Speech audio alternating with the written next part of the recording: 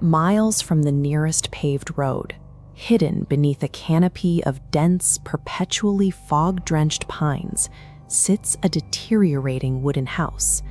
It exists completely isolated from the rest of the world. Ask the people in the neighboring towns about the property, and they won't give you directions. They actively avoid that stretch of woods entirely, citing decades of bizarre, unexplained activity. The historical record of the area reveals a disturbing trend. Those who cross the threshold of that specific building suffer one of two fates. They either vanish without a single trace left behind, or they eventually reappear with their memories and personalities completely erased. The frequency and nature of these reports suggest the house functions as a localized anomaly, a structure that actively protects a lethal secret from any external intrusion. A young woman named Anya decided to test that theory.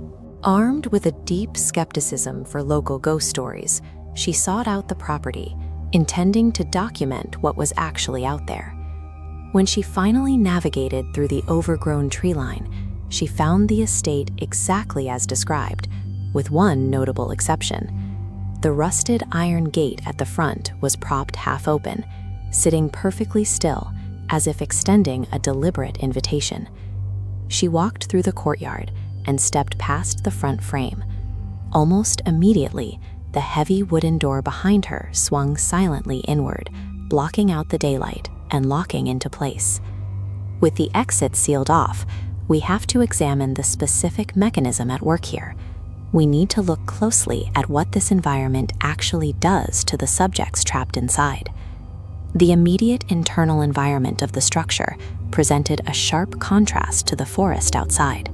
The temperature plummeted near freezing. The ambient noise of the woods disappeared into absolute silence, and a thick layer of undisturbed dust coated the floorboards. Anya navigated past fractured chairs and shattered tables. But the most prominent features were the walls, which were entirely covered in dozens of decaying framed photographs.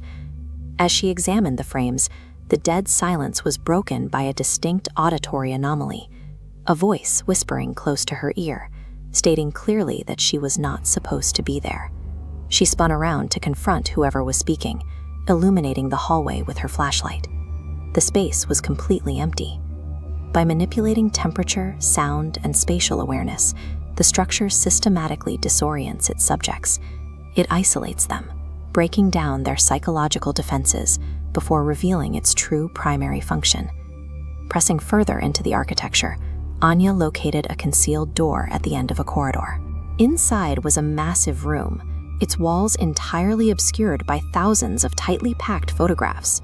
As she stepped closer to inspect the images, she recognized the person staring back at her. Every single photograph in that room was a picture of her. This diagram maps out the data contained in those frames. The images documented her entire existence, capturing early childhood milestones, school events, and unguarded private moments spanning over 2 decades. When we observe how the diagram reorganizes these data points, we can identify what this space actually is. This is a meticulously curated predatory archive, gathering intelligence over time. Notice how the web funnels down to one specific target. This archive represents a decades-long surveillance operation, where the house systematically gathers visual data on a chosen subject long before they ever arrive. The historical disappearances align with this pattern of targeted selection. Every person who entered that house was likely completing the final stage of a hunt that began years earlier. With the scale of the archive finally revealed, the environment rapidly escalated. Every light source in the room extinguished simultaneously, plunging the space into near total darkness. A tall, featureless silhouette began stretching out across the floorboards. As it approached, a voice echoed through the room, declaring that her arrival at this exact location had always been predestined. Anya sprinted toward the entrance to escape, but ran directly into solid wood. The doorway she had just walked through was gone, seamlessly replaced by an unbroken wall. Anya's investigative choice was a manufactured outcome. This trap began its slow progression years ago, using decades of visual history to ensure she would eventually reach this room. By sunrise the next morning, the property had reverted to its baseline state.